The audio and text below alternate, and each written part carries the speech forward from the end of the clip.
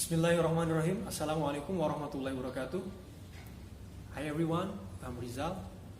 So what we are talking about today is direct and indirect speech. What is direct and what is indirect speech? Okay, direct speech repeats or quote the exact word spoken. Jadi direct speech adalah kalimat langsung atau mengutip sama persis kata-kata yang diucapkan. Ketika kita menggunakan kalimat langsung dalam tulisan, kita meletakkan kata-kata yang diucapkan di antara tanda petik atau quotation mark, ya.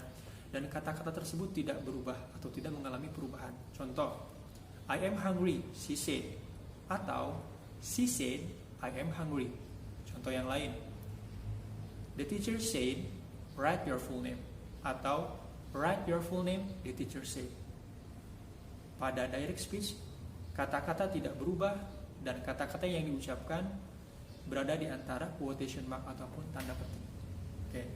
Kemudian indirect speech atau reported speech is usually used to talk about the past. We normally change the tense to word spoken. So, indirect speech ataupun reported speech adalah kalimat tidak langsung.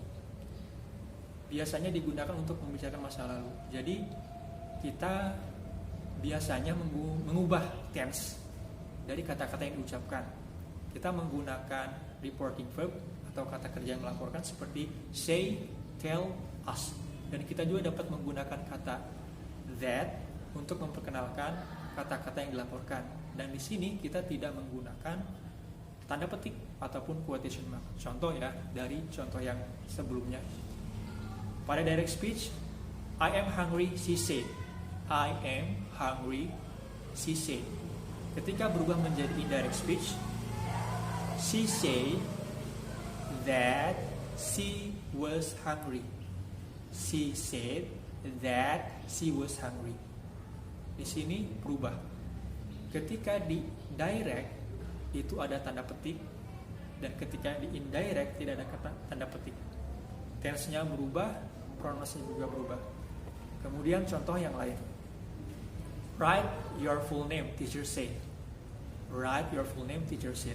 Ketika menjadi indirect speech, maka teacher asked me to write your full name. Di sini ditambahkan dengan ask karena pada direct itu adalah kata perintah. Ya, jadi teacher asked me to write my full name. Teacher asked me to write my full name. Oke. So, karena indirect speech atau reported speech membicarakan tentang masa lalu. Jadi, ketika kita menggunakan reporting verb atau kata kerja yang melaporkan, ya, di sana ada tense, ada present, ada past dan lain sebagainya, maka kata yang dilaporkan akan berubah.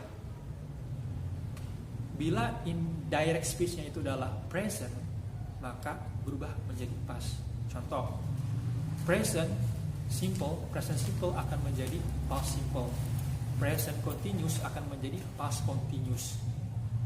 Present perfect menjadi past perfect. Past simple menjadi past perfect. Past continuous berubah menjadi past perfect continuous.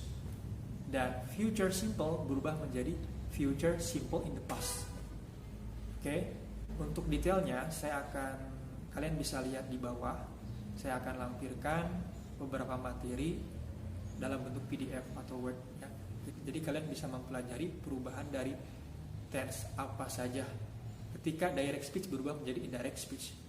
Oke, thank you. Wassalamualaikum warahmatullahi wabarakatuh.